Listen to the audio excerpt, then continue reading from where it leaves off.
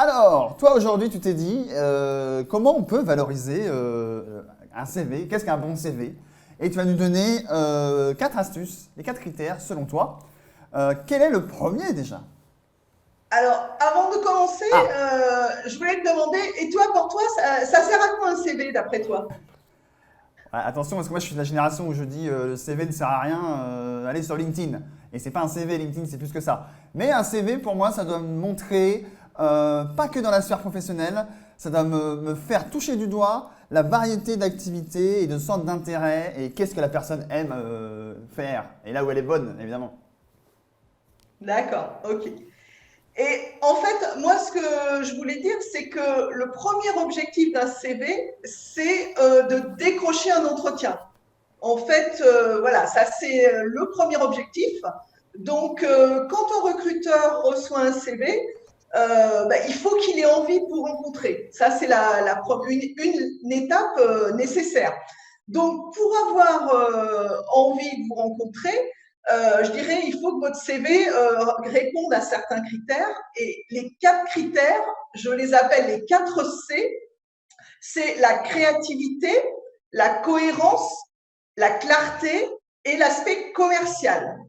Donc, on va regarder ces quatre critères. Alors, sur la créativité, c'est qu'en fait, il faut se démarquer. Quand un recruteur reçoit plein de CV, ça va être d'abord la forme qui va être vue avant le fond.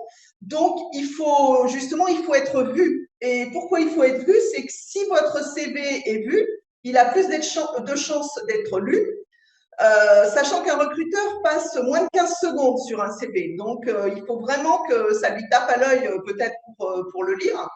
Alors, on n'est peut-être pas dans les cas des petites entreprises qui reçoivent peu de CV, mais plutôt dans des grands groupes où ils reçoivent beaucoup de CV.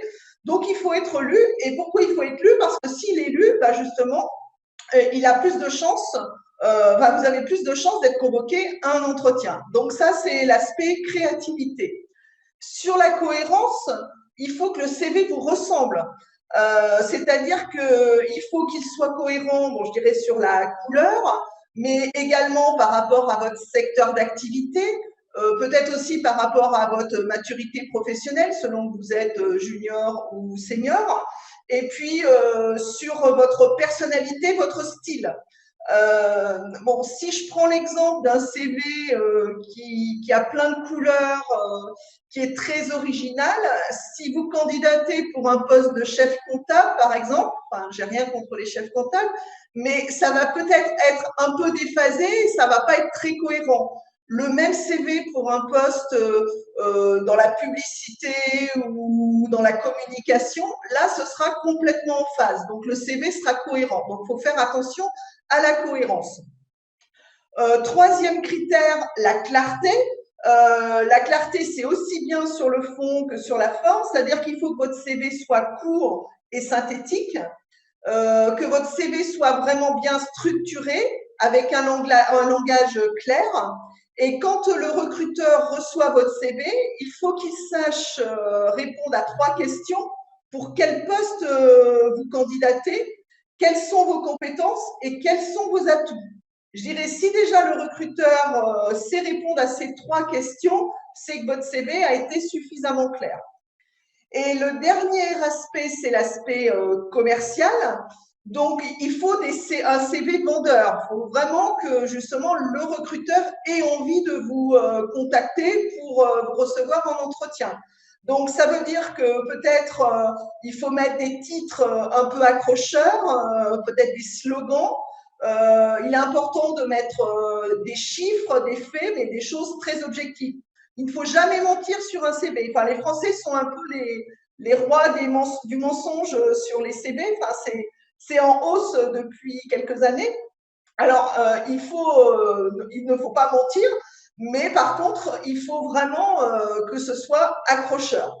Voilà, donc ça, c'était les 4 critères, je dirais, majeurs pour avoir un CV qu'on peut qualifier de bon, sachant que, bon, le bon, c'est quand même assez subjectif, hein, parce que tous les recruteurs ne sont pas du tout, ne se ressemblent pas.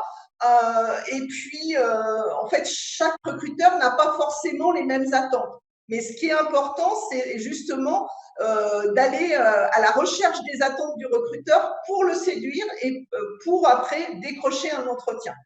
Donc, pour aujourd'hui, on va en rester là. Dans une prochaine chronique, je vous dirai sur un CV quelles sont les rubriques à mettre et tout ce qui est important à faire ou à ne pas faire.